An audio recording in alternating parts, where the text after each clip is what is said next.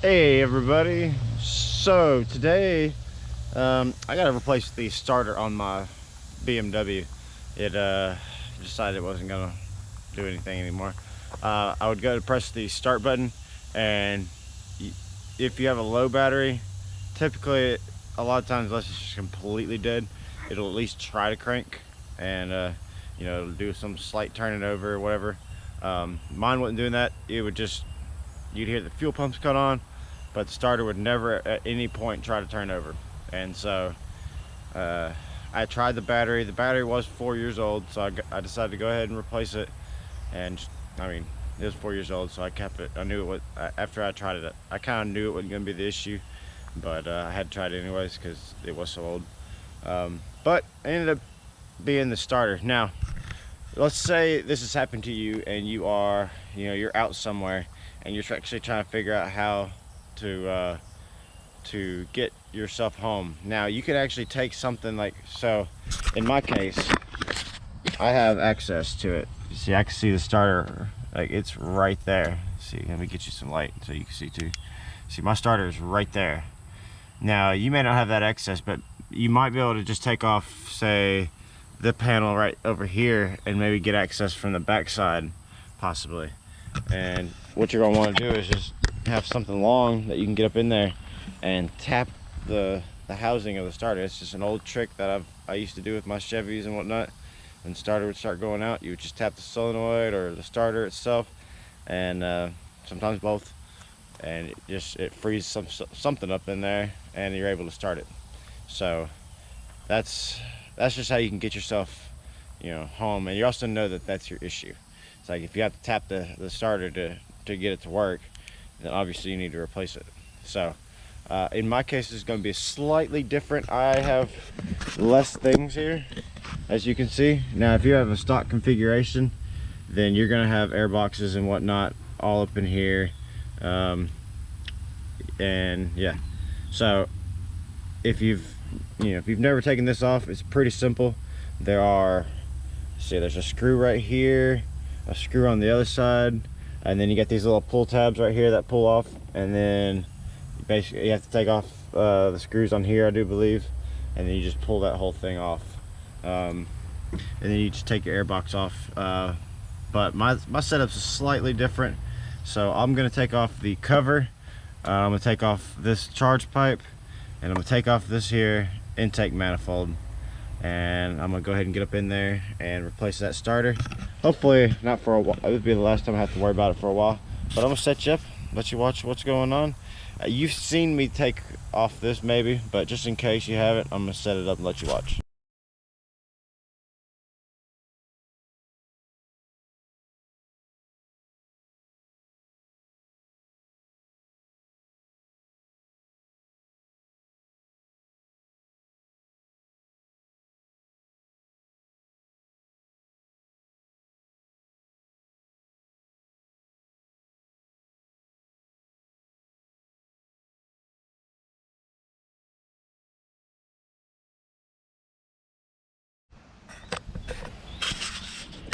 All right, everybody, so let's get a look at what we got going on here.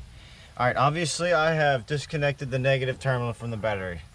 That's the first thing you are supposed to do anytime you're going to deal with anything electrical on a vehicle. Just go ahead and you just know that you're going to disconnect that negative. So looking at this here starter, more than likely, yeah, got to remove this here bolt, this here connection. It looks like down there's a bolt. Here, let's get you a better look at it.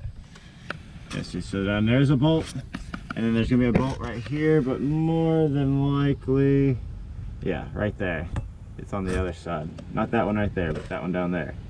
So, just gotta see what socket I have fits that, because you want a 12 point when you're going for one of those type of bolts. You're not gonna want to do just some standard 5 point or 6 point. I think it's 5 point. Yeah, you don't want to do a standard 5 point, so make sure you get the 12 point, because if not, you're going to strip it out and it's going to make the job far more harder than it has to be.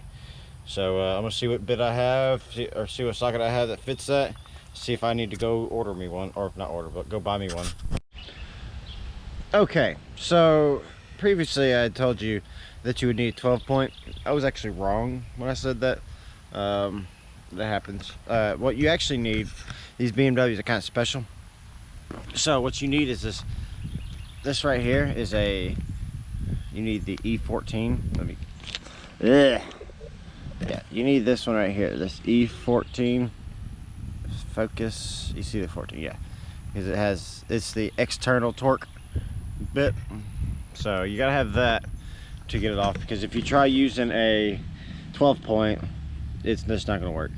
I'm wondering if maybe like a standard 6 point socket might be able to get on there. I haven't really tried that yet, but I went ahead and bought me some e-sockets, because I mean, hey, I'm gonna need some eventually. I got this BMW and I haven't used them, I haven't needed them yet, but eventually I will need some. But I went ahead and got me some, so we're gonna go ahead and set it up and get this taken care of. Okay guys, so ran through a little bit of a speed bump. I'm gonna show y'all what the issue is real quick. So let me get my light for you guys. That bolt right there, see that one? That one is stripped out, and it was kind of stripped out a little bit when I got to it, and then with the corrosion on the bolts and everything like that, it just, yeah, it's stripped out more.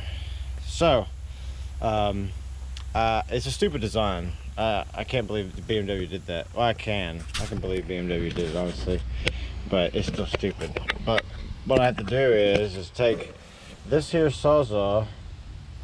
That's never a good sign. And I'm gonna take it and I'm gonna trim, hopefully, trim that ear off right there, or as much as I can, and then take the chisel to the rest. So that's the plan. Yeah, wish me luck. I'd find some of those chunks. Alright guys, so we got it out, and so it took the Sawzall, like I said. Me and Michael here, we went ahead, and as you can see, we have cut, I don't know if you can see, here, let me get you some light, hold on. Yeah, see, we cut that whole ear off, and then cut and use the chisel on some of it. Yeah, cut and chisel. So now I'm going to take the vacuum, and I'm going to vacuum up all that stuff out of the way, and take the air and probably blow the rest. Actually, I'll probably just take the air and blow it away. Cover up your intakes before you do this, people. Yeah, so I'm probably going to take care of that real quick, and then I'm going to show you what the whole thing looks like. Oh, don't pull that out yet. Yeah, I'm not. Okay. Okay, so let me grab that air line and the air blower, and yeah, I'm going to blow that shit out of there and get that thing out. I did not expect this thing to take that long. Hold on, guys. As you can see, Michael is plugging the intakes so that we don't get any metal inside there. You don't need metal in there. So metal shavings anywhere in your motor. That's terrible. Well, I mean, yeah. So now we're gonna go ahead and blow it out and get all that metal junk out of there before we take the starter off. You wanna hold that?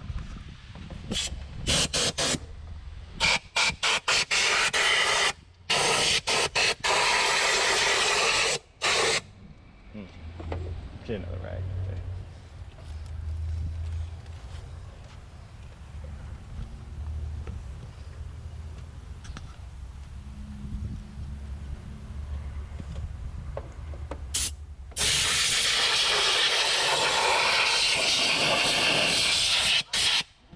Good. Good. There's a little some stuck to the oil in the back there, but it ain't gonna cause any effect to us. Alright, so I need 14.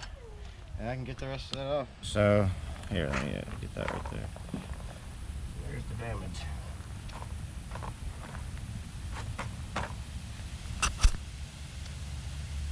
Yep, there's the starter.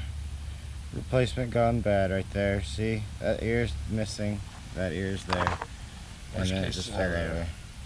So, you can take a Sawzall to it, and you can cut it off. I wish I had showed you some of it. But honestly, with him in there and me in there and it being hot as crap, I didn't really feel like it, honestly. I ain't gonna lie to you.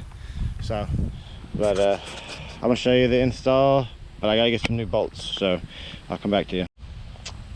Okay guys, so I got my bolts, my new bolts. So I'm going to do the mounting of the the starter just ever so slightly different on that spot that was stupid. So I have a bolt that's just gonna go all the way through. It's gonna go all the way through, nut bolt on either side, and then on the other one, because the head was a little messed up and I could not find any like that, I just went ahead and got one of these. This should do the trick. It's not aluminum, but I didn't have an issue with that bolt. And yeah, like I said, this one, I won't have that issue again, ever. I never expected replacing a starter to take all day, but it did, so whatever. But what I'm gonna have to do is, my goal here, let me show y'all what I'm planning on doing here. So on this right here, see this one is threaded. I'm actually gonna drill that hole out to about the same size as this one right here. That way I can just run the bolt all the way through, and then I'm just gonna, yeah, just clamp it, because make sure that I have this. Yeah, I got enough space there, so that is gonna be just fine. And yeah, because I'm not gonna have that issue again. That was the biggest pain in the butt I've ever had to do, because I had to, let me give you a little what I had to do here. So this was in like this, basically something like this right here, and there was obviously an ear that came off right here and had a bolt going through. Well, that bolt, the head is on this side, and I showed y'all that it's, you know, right there against the firewall. Well, the head got stripped out completely, and it was stripped out a little bit before I got to it, and I tried my best to get it with the E14 socket, but it just kept, you could tell it has that stripped effect. You know, when you start to turn it, it just kind of lifts it off in a way. No matter what pressure you had on it, it would just sit there and you know, not, you know, get the grip it needed to loosen it, and it just kept stripping. I tried, you know, bolt extractors, it just didn't work. The best way I ended up doing was taking the Sawzall and literally just I trimmed down the side right here, and then I trimmed down the other side of the bolt, and I chipped some off this side. Then I came in, I cut it off, and I cut some more off until it got to a certain point. Well, me and Michael, I should say, it was a tag team effort. And I would cut some, he would chisel, you know, and yeah. And so then we got it down, and until this ended up just coming right on off. I think he actually ended up just cutting it straight all the way down. I don't think we had to do anything, but yeah, it took a little bit of work. So if you are replacing your starter and you have that issue, that's going to be your best bet. I'm sorry to tell you that, but yeah, your best bet's going to be just to go in and Sawzall it off, and just make sure you don't cut through, you know, the engine block or the transmission. Just be careful with that. Be mindful of where you are. Stop here and there periodically. Check your depth. You know, maybe, you know, like I did. I went down a little bit, and then like I said, I'd cut down this way some, and then I would chop some off, and I'd cut some more down, and I'd chop some off, because it kept heating up because it was so much pressure right there, and as I just kept chipping it away.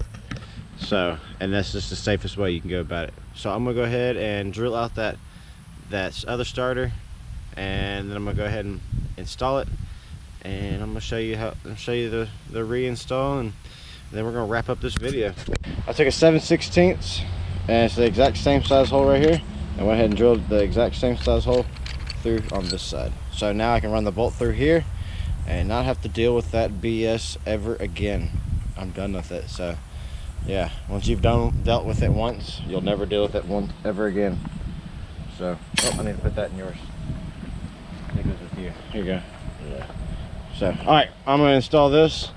It's pretty easy. I'd say it's in reverse, but the reverse would be somehow using the Sawzall to add material, and I don't think that's gonna work. But that's just working on a BMW in general. Yeah. Seems like it. All right, that is a 13, might be a 14 now.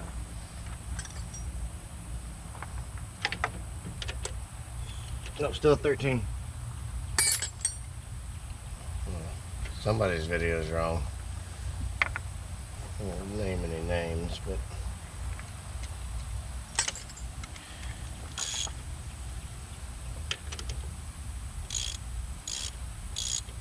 And when you're tightening this, don't just be all like Hulk and just fucking bear down on that shit. It's plastic, so. Yeah, you're in plastic. Don't be crazy. So let's see here. This is the connection. Go to you hear a crack, back it off a quarter turn. And that goes right there. And hey guys, the starter's been replaced. Then the fun part is that you get to take everything and put it back on. And yeah, but the main thing is the starter is in. And that actually probably is the worst case scenario for replacing these things, because a lot of times that bolt just comes out. People, I watched a video, the guy took it off with a 10mm. 10mm just destroyed it. I was like, nope, that ain't working. So E14 is what the socket really is, and I changed it. I was like, screw that. No, I'll use those sockets somewhere else in here, I'm sure, but I ain't worried about it. So yeah, I'm gonna go ahead and put all this stuff back on here, and y'all don't need to see that part, but I'll show you it cranking and working. So I'm gonna go ahead and throw this all back on and yeah, get it wrapped up and get out of this heat.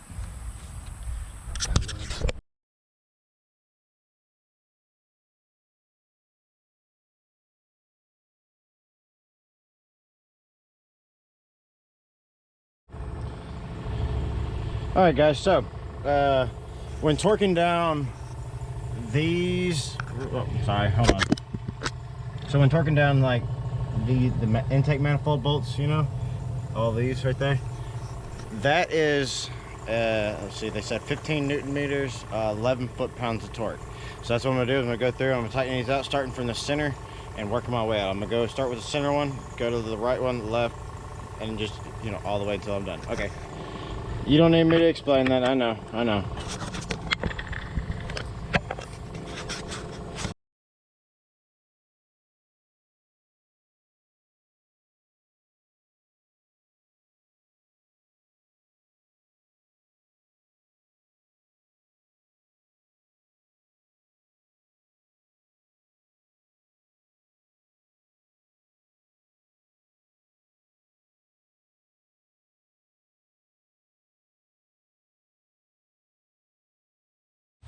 Alright guys, so as you can see by the time lapse, everything is put back together and reconnected. Well, I guess you couldn't see everything, but I got all done here. Everything's nice and tightened up. Got all my connections put in. So yeah, I just gotta connect the battery and see if she's gonna crank. So let me take care of that.